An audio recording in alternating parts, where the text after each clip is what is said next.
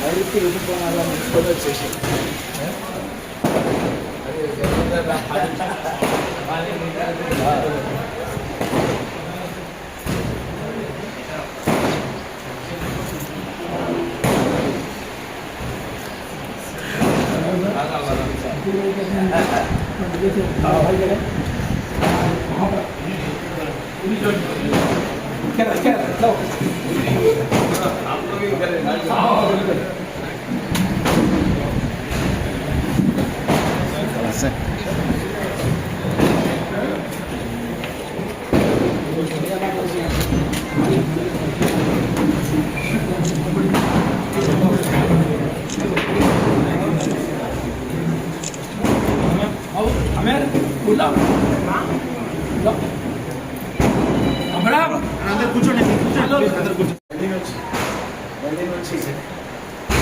మన దగ్గర బాబాసాహెబ్ అంబేద్కర్ గారి విగ్రహావిష్కరణ ఉందని ఎంతో వర్షం ఉన్నప్పటికీ కూడా ఒక మాట ఇచ్చినప్పుడు మనం వెళ్ళాలి అన్న ఒక ఆలోచనతో మన నియోజకవర్గానికి ఇచ్చేసినందుకు సాధారణంగా ఆహ్వానం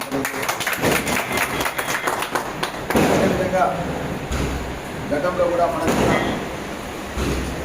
అడ్వాన్స్ ట్రైనింగ్ సెంటర్ ఏటీసీ కూడా దాన్ని మనకు శాంక్షన్ చేసి దాని ఫౌండేషన్ చేసే కార్యక్రమం కూడా నస్కల్ గ్రామంలో కూడా నియోజకవర్గ స్థాయిది దగ్గర 45,000 కోట్ల రూపాయల 45 కోట్ల రూపాయలతో అది శాంక్షన్ చేయడం జరిగింది. అది నిరుద్యోగ యువకులకు ఉద్యోగ అవకాశాలు పెద్ద ఎత్తున కాన్ఫరెన్స్ లోపల దాని మూలంగా పెరగబోతున్నాయన్న విషయాన్ని కూడా మీకందరూ కూడా తెలియజేస్తూ అదేవిధంగా మన దగ్గర చాలామంది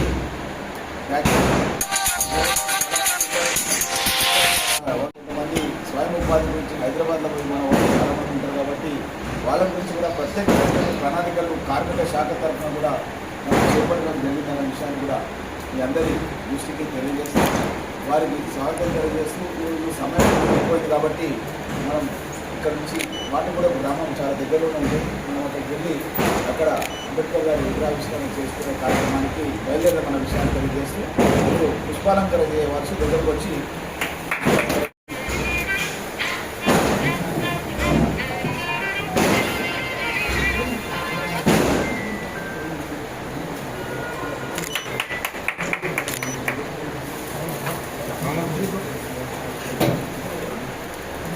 जरूर बरमार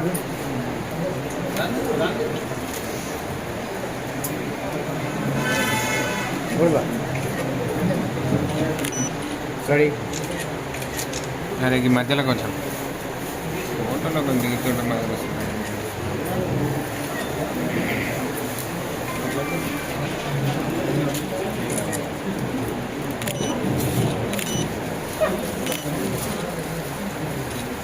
Kedua, sorry.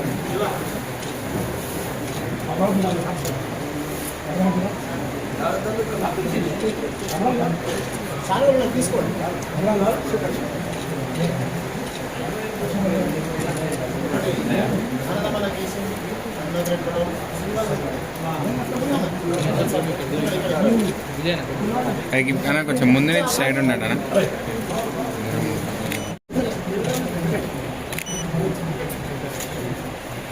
రెండు మాటలు ఈ సందర్భంగా పార్టీ అధ్యక్షుడు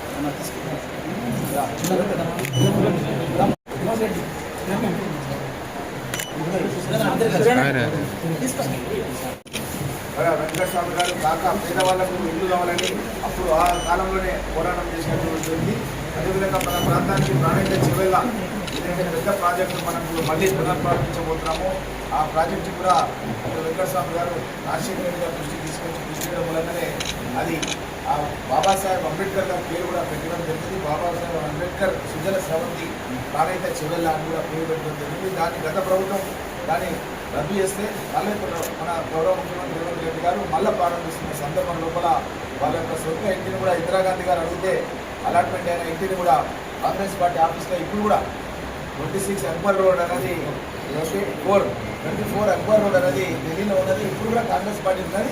వాళ్ళ యొక్క స్వగృహం అంటే కాంగ్రెస్ పార్టీకి మనం కట్టుబడి ఉంటే భవిష్యత్తులో కూడా మంచి అవకాశాలు రాబోతున్నాయి. ముఖ్యమంత్రి గారు కూడా మనకు స్పష్టంగా చెప్పాడు. తను కూడా ఒక 10 రోజులకు ఒకసారి కాంగ్రెస్ పార్టీ కార్యకర్తల నుంచి ముఖ్యమంత్రి కార్యాలయానికి సెలవు తీసుకుంటున్నారు. మంత్రులందరూ కూడా సెలవు ఇప్పిస్తున్నారు. అందరు మంత్రులు కార్యకర్తలతో కలిసి గ్రామాల్లో తిరగాలి. నేను కూడా ఇప్పుడు నల్గొండ కోమటిరెడ్డి వెంకటరెడ్డి గారి కాన్స్టిట్యూన్సీలో ప్రోగ్రామ్ చేసి ఇక్కడ రావడం జరిగింది. ఎమ్మెల్యే గారు రామ్మోహన్ రెడ్డి గారు, అలాగే ప్రేమ్ గారు, ఇతర సోదరులందరికీ కూడా పేరు పేరున నమస్కారం. ఈరోజు అంబేద్కర్ స్టాచ్యూ ఇనాగ్రేషన్ ఏదైతే దాని గురించి రావడం జరిగిందో, వర్షాకాలం వలన వర్షాలు ఎక్కువ పడడం వల్ల ఇక్కడ చిన్న కార్యక్రమం చేసుకోవడం జరుగుతుంది. అందరూ కూడా అంబేద్కర్ గారి స్ఫూర్తి, అంబేద్కర్ గారు ఏదైతే ఒక పట్టుదలతో పేదవాళ్లకు న్యాయం చేయాలి, పేదవాళ్ళని వారి పరిస్థితి పైకి తీసుకురావాలని చెప్పి ఏదైతే కష్టపడ్డారో, మనము వారి ఆ కష్టంలో మనము నేర్చుకునేది అవసరం ఉంది. ఏది చేసినా కానీ ఆ పట్టుదలతో చేసినప్పుడు మనం ఏదైనా సాధించుకోవచ్చు అని చెప్పి వారు ఆ రోజులలో ఇన్ని వివక్షలు ఉన్నప్పటికీ కూడా ఆయన మంచిగా చదువుకొని 23 డిగ్రీలు ఆ రోజులలో సంపాదించిందంటే అది కూడా మనకు ఒక స్ఫూర్తి అన్నమాట. మనం కూడా మంచిగా చదువుకొని ఒక క్రమశిక్షణతోని ముందుకు వెళ్ళే అవసరం ఉంది. సో బాబాసాహెబ్ అంబేద్కర్ గారి స్ఫూర్తితోని మనం అందరం కూడా ముందుకు వెళ్తున్నాం. ఇప్పుడే మన ఎమ్మెల్యే గారు చెప్పినట్టు మన ఏటీసీ సెంటర్ ఏదైతే ఇక్కడ భూమి పూజ చేసినామో, దీని నిన్న ఢిల్లీలో all India skill development conference ఉంది.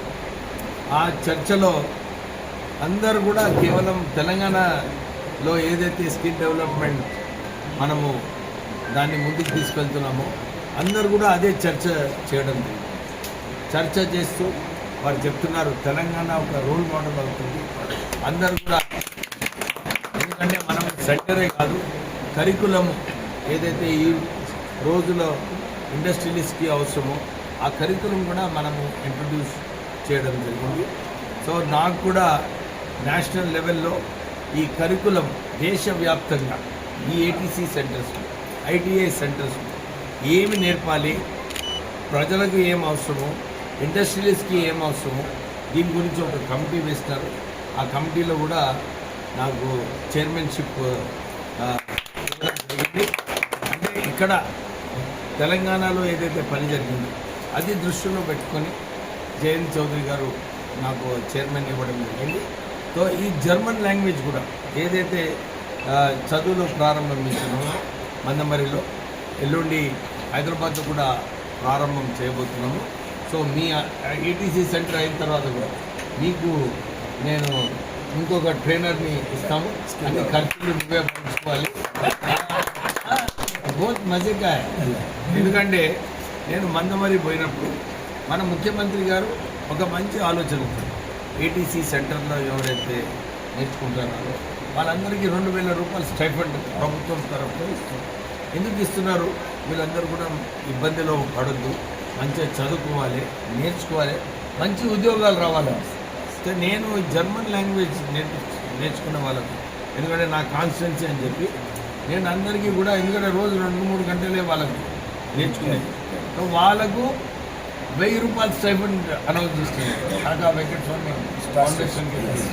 సో అందరూ కూడా లోకల్ ఎమ్మెల్యేస్ ఎవరికైతే వారికి ఉందో తపన మన పిల్లలకు మంచి ఉద్యోగాలు కల్పించాలని, మీరు కూడా ఈ కార్యక్రమం ప్రారంభిస్తే ఎక్కువ మందికి ఉద్యోగాలది కరువు లేదు, అందరికీ ఉద్యోగాలు వస్తాయి.